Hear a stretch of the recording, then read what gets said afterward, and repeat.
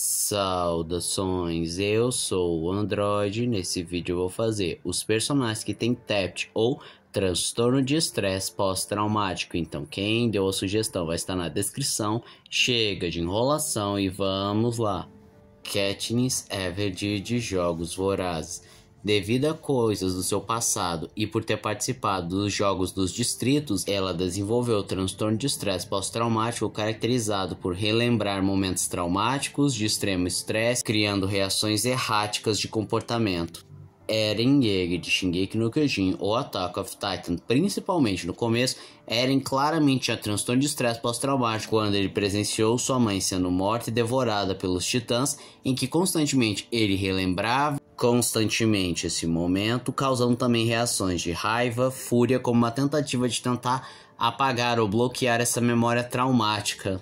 Wolverine. O passado do Wolverine já é traumático por si só, mas o que acabou desenvolvendo seu transtorno de estresse pós-traumático foi quando ele foi vítima da Arma X, em que não só implantaram adamante em seu esqueleto, como o transformaram numa arma, apagaram suas memórias, destruíram sua identidade e o forçaram a fazer coisas horríveis. E quando ele escapou da Arma X, até hoje, relembrar desse momento traz muita dor e raiva para o mesmo, que constantemente revisita esses momentos, relembrando com muita dor, medo e até raiva dos experimentos, da dor que ele sofreu e das coisas horríveis que ele foi submetido a fazer. Batman, outro personagem que claramente sofre de transtorno de estresse pós-traumático, pois toda sua motivação para ser o Homem-Morcego advém do seu trauma de ter presenciado a morte de seus pais, e ele revisita constantemente, relembrando toda a dor e tristeza que ele sentiu naquele momento, e até mesmo tem histórias que ele se sente culpado pela morte dos pais. O que também o enquadra num termo popular chamado Síndrome do Sobrevivente,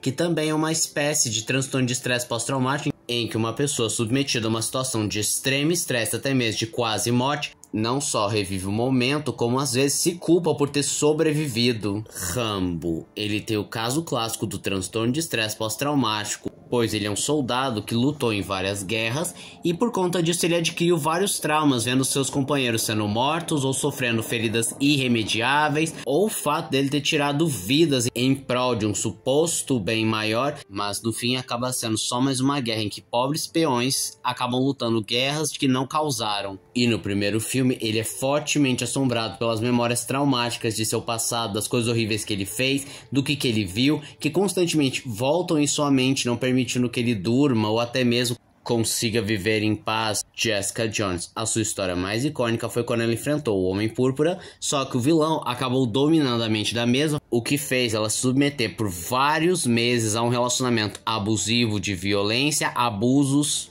e outras coisas horríveis que destruíram a sua mente, fazendo com que ela tivesse que lidar com seus traumas, ao mesmo tempo superando a depressão, a culpa, a vergonha e o alcoolismo adquirido para lidar com tamanha dor.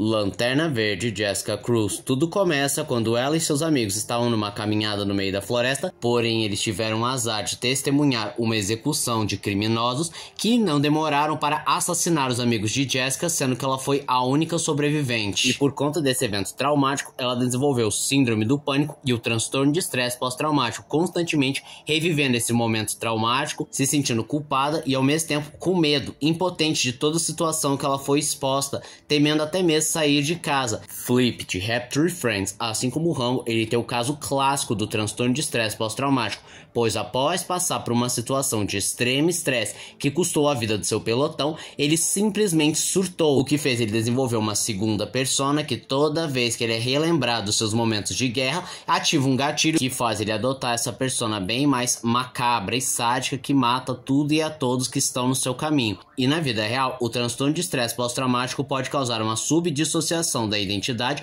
mas não semelhante ao transtorno dissociativo de identidade, popularmente conhecido como múltiplas personalidades ou dupla personalidade, que é uma condição bem mais complexa e diferente do transtorno de estresse pós-traumático. Mas essa subdissociação se caracteriza como uma despersonalização, que é como se a pessoa se desligasse da realidade como um mecanismo de defesa para lidar com o trauma. Casca de Berserker. Após o grande eclipse em que Griffith traiu o bando do Falcão, ele abusou da casca, o que obviamente fez ela desenvolver um transtorno de estresse pós-traumático horrível, não querendo ser tocada, e até mesmo entrou numa espécie de despersonalização e uma catatonia, não conseguindo reagir bem ao mundo ao seu redor, o que precisou de uma interferência mística em sua mente para corrigir e ajudar a lidar com esses traumas. Também vale citar o Guts, que também possui um grau de transtorno de estresse pós-traumático, pois tudo que ele já sofreu, como ter sido abusado na infância, a traição do Griffith e o abuso da Casca, afetaram sua psique, fazendo ele apresentar algumas características do transtorno de estresse pós-traumático. Charlie, que é o Mac, as vantagens de ser invisível.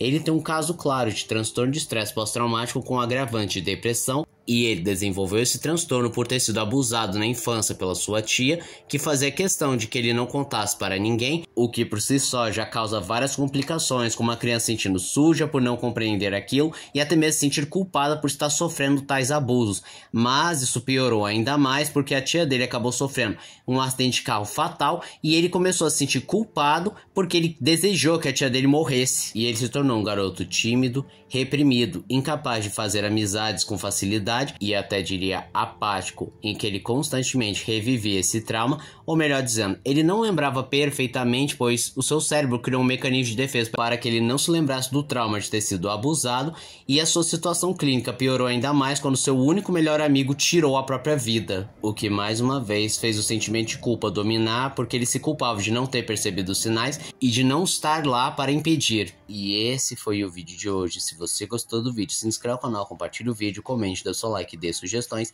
de que vocês querem ver aqui no canal. Também não esqueça de ativar as notificações, chave de like, caso gostem dos meus vídeos. Então, tchau.